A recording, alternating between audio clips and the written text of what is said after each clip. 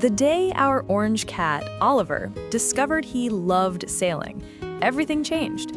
We were just cruising along the coastline like we always did, the boat gently rocking with the waves, and then, without any warning, Oliver jumped straight onto the helm, placed his paws on the wheel, and looked out at the horizon like he'd been doing this his entire life.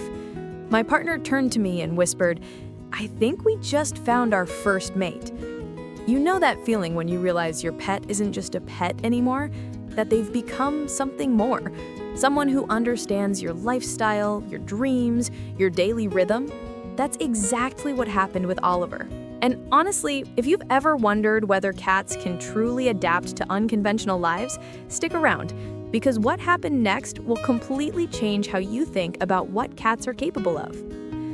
Oliver's story started about 3 years ago during a storm. We were docked at a small marina, and the rain was coming down so hard you could barely see the water. That's when we heard it, a tiny, desperate meow cutting through the sound of the downpour. When we opened the cabin door, there he was, a soaking wet orange kitten, no more than 8 weeks old, shivering on the dock right next to our boat. His fur was plastered to his tiny body, and his green eyes were wide with fear and exhaustion.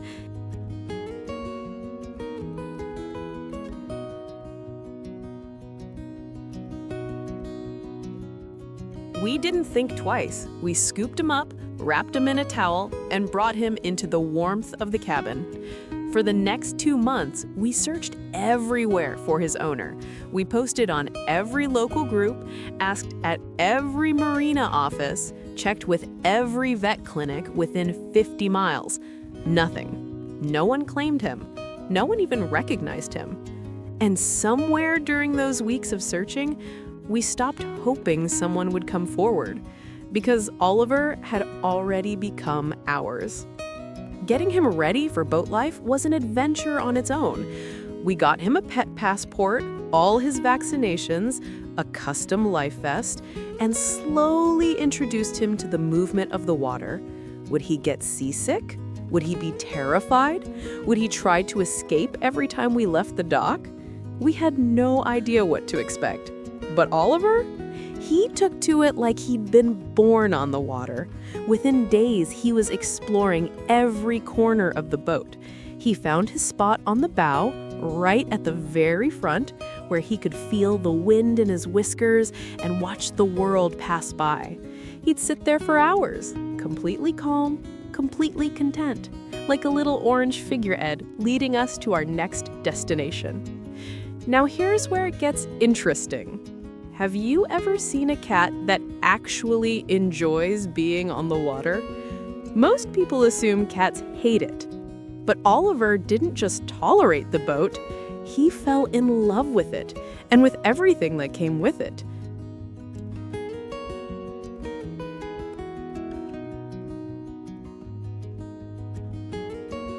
When we'd approach shallow waters or secluded beaches, he'd start pacing by the cabin door, meowing insistently. At first, we didn't understand what he wanted. Then, one day, we brought out the paddleboard and he jumped on it immediately.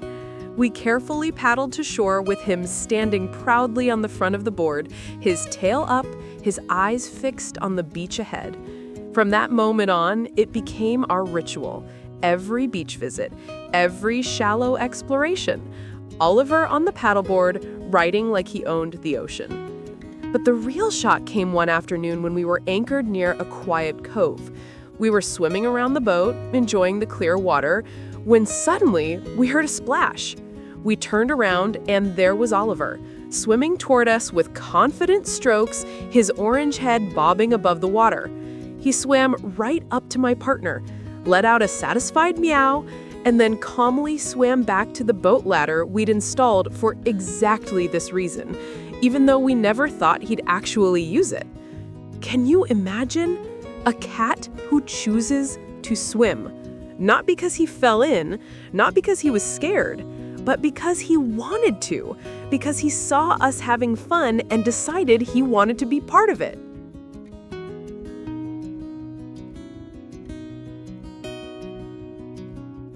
Life on the boat with Oliver has become something we never expected. He's not just along for the ride, he's an active participant.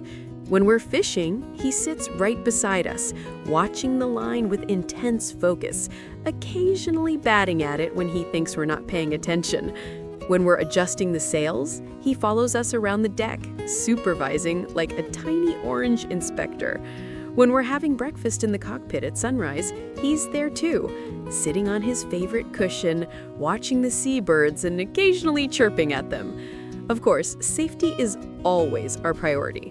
We have nets along the railings. Oliver wears his life vest whenever we're sailing in rough conditions.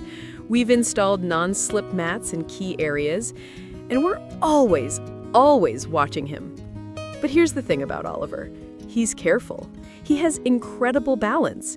He understands the rhythm of the boat, knows when to brace himself for a wave, knows which surfaces are stable and which aren't. He's adapted in ways that constantly amaze us. Sometimes late at night when we're anchored in some quiet bay, Oliver curls up on the deck beside us while we watch the stars.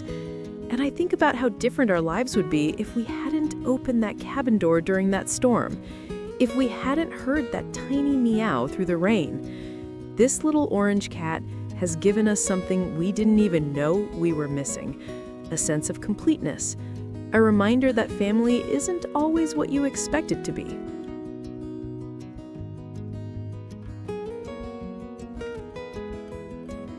He's taught us that animals are far more adaptable, far more intelligent, and far braver than we give them credit for. That sometimes the best crew members come in the smallest, furriest packages. That home isn't a place, it's whoever you're with. And right now, as I watch Oliver perched on the bow, his orange fur glowing in the sunset, his eyes scanning the horizon for our